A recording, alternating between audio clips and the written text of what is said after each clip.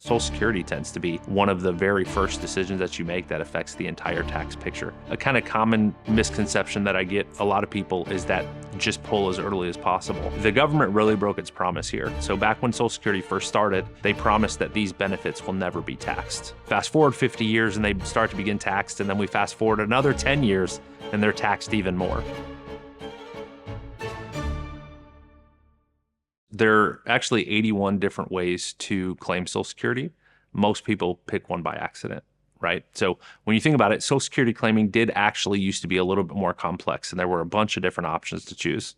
Realistically now, there's about 9 options, and you have 9 years from the time you can claim Social Security on the early end to 70, when really is the max age that you'd want to claim it. So 9 times 9 gives you 81, right? The idea here is it really depends on every individual, every couple, what their goal is. And when you think about retirement planning as an aspect, and even tax planning in retirement, Social Security tends to be one of the very first decisions that you make that affects the entire tax picture. And people just don't think about that, right? Because now if I have some Social Security income coming in, now I have to figure out how my investments need to perform to either offset my Social Security, or now I need to pull from my investments early. All of those sorts of decisions now compound on top of each other based on when and how we pulled Social Security. There's a, let's call it a least optimized decision. I don't ever want to tell a client they made the wrong decision, as you could imagine why, right? But there are ways to maximize and optimize your Social Security. It could be a mistake but there's not really any mistake that can't be overcome. The idea is, most people make it as a math decision. Say, hey, you know what, if I take it at 62 or 67, I don't break even till I'm 85, and my parents died in their early 80s, late 70s. And so they look at it from a straight math perspective, and that may make some sense, but they're not looking at the overall total picture, right? Again, where's my income going to come from? Which investments do I pull from? Which buckets make the most sense right now? And then, are we doing any emergency planning? What happens if I do get sick, or how do I make sure that I have enough care or enough assets to provide for my care, and all of those sorts of things. A kind of common misconception that I get for a lot of people is that just pull as early as possible. One of the issues there is, yes, that's true. You can pull as early as possible because now you have more months of drawing that.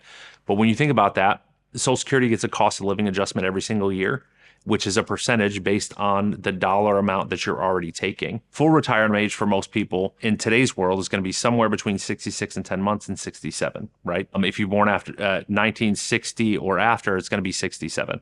So when you think about that, every year before that, there's a decrease in your benefit, right? And then every year after that, you get an 8% increase in your benefit. So what happens is, if you pull your Social Security early, not only are you locking in that lower dollar amount for the rest of your life, you're also locking yourself into smaller increases over time. I talk about this quite a bit with a lot of people. So it feels like a tax when it comes out of our paycheck while we're working, right? Because it's not money that I could spend today. It's not technically a tax. You're going to fund what's called an entitlement program, right? The New Deal that happened in 1935 kind of started Social Security. And between 1935 and 1985, your Social Security benefits were never taxed. Then in 1985, Ronald Reagan was president back then, and they introduced the Social Security Amendment Act, which allowed them to start taxing Social Security at 50%. Early 90s, Bill Clinton then raised it from 50% up to 85%, and it's been there ever since.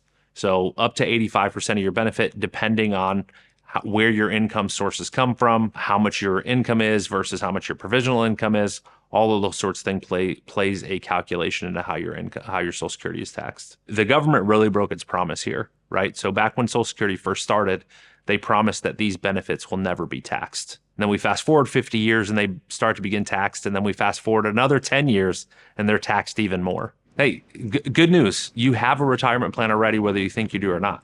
I promise you the government has a plan for your assets. Now, if that's not the plan that you're looking for and you want to have actual control over your retirement, then give us a shout. Let's get together.